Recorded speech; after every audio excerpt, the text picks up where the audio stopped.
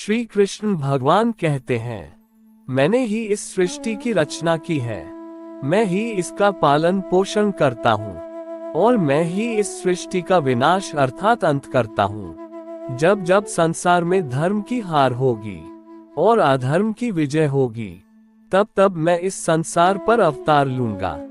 धर्म कर्म से होता है, कर्म के बिना धर्म की कोई परिभाषा नहीं है।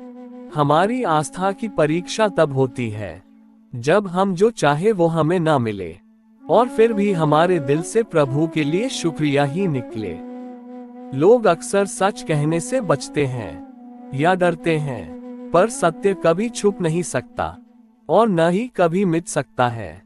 कितना भी छुपा लो पर सच तो उजागर हो ही जाएगा।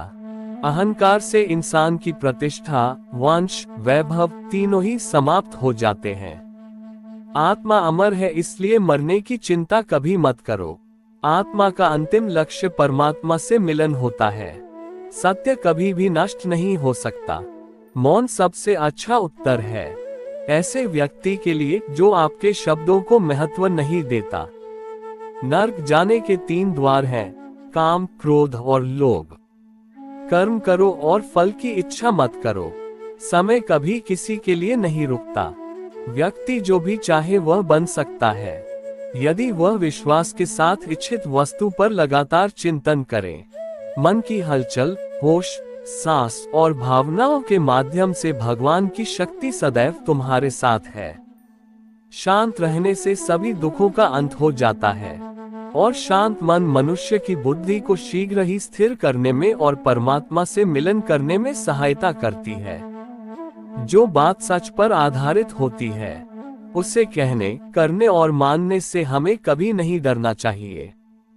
प्रेम सदा ही माफी मांगना पसंद करता है और अहंकार सदा ही माफी सुनना पसंद करता है। एक बार किसी को माफ करके अच्छे बन जाओ, लेकिन दोबारा उसी इंसान पर कभी भरोसा करके बेवकूफ ना बनो। धर्म केवल हमें रास्ता दिखाता है, परंतु मंजिल तक तो कर्म ही पहुंचाता है।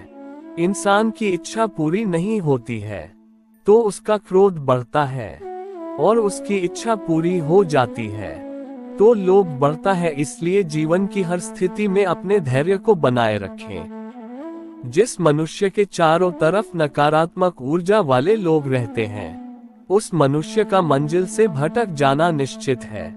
आज यदि आपके दिन बुरे चल रहे हैं तो कल अवश्य ही अच्छा होगा। आप केवल निस्वार्थ भाव से अपना कर्म कीजिए। जो मार्ग ईश्वर ने आपके लिए खोला है, उसे कभी भी कोई बंद नहीं कर सकता है। मनुष्य का जीवन केवल उसके कर्मों पर आधारित होता है। वह जैसा कर्म करता है उसका जीवन वैसा ही हो जाता है।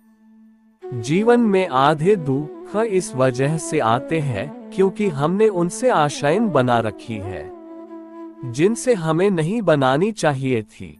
जिस मनुष्य ने अपनी जवानी में बहुत सारे पाप किए हो, उसे बुढ़ापे में नींद नहीं आती है।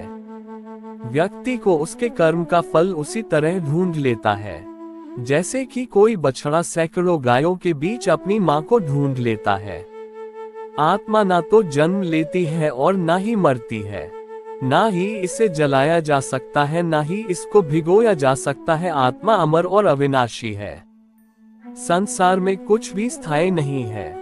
आत्मा शरीर को वैसे ही छोड़ती है जैसे मनुष्य अपने पुराने कपड़ों को उतार कर नए कपड़े धारण कर लेता है। व्यक्ति का सुख दुख, मान अपमान, लाभ हानि का एहसास करना मन की शरारत है। आत्मा का इससे कोई लेना देना नहीं है। जब ये संसार ही स्थायी नहीं है, तब इस संसार की कोई वस्तु कैसे स्थायी हो सकती है। मैं इस संसार के सभी जीवों में विद्यमान हूँ। मैं चींटी में भी हूँ और हाथी में भी। संसार के सारे रिश्ते नश्वर हैं और केवल शरीर से जुड़े हुए हैं। जैसे ही व्यक्ति की मृत्यु होती है और आत्मा शरीर को छोड़ देती है, आत्मा का शरीर से जुड़े रिश्तों से कोई नाता नहीं रहता। मेरे तुम्हारे हम सबके कई जन्म हो चुके हैं, ना तो यह मेरा आखिरी जन्म है और ना ही ये तुम्हारा आखिरी जन्म है। वर्तमान परिस्थितियों में जो तुम्हारा कर्तव्य है वही तुम्हारा सच्चा धर्म है। मैं किसी व्यक्ति के भाग्य का निर्माण नहीं करता और न ही किसी को कर्म फल देता हूँ। व्यक्ति या जीव के कर्म ही उसके भाग्य का निर्माण करते हैं। क्रोध मनुष्य का सबसे बड़ा शत्रु होता है। क्रोध के कारण मनुष्य की सोचने समझने की शक्ति नष्ट हो जाती है और उस व्यक्ति के पतन में ज्यादा समय नहीं लगता है। मनुष्य कर्म करने से कभी छुटकारा नहीं पा सकता, इसलिए हमें हमेशा कर्म करते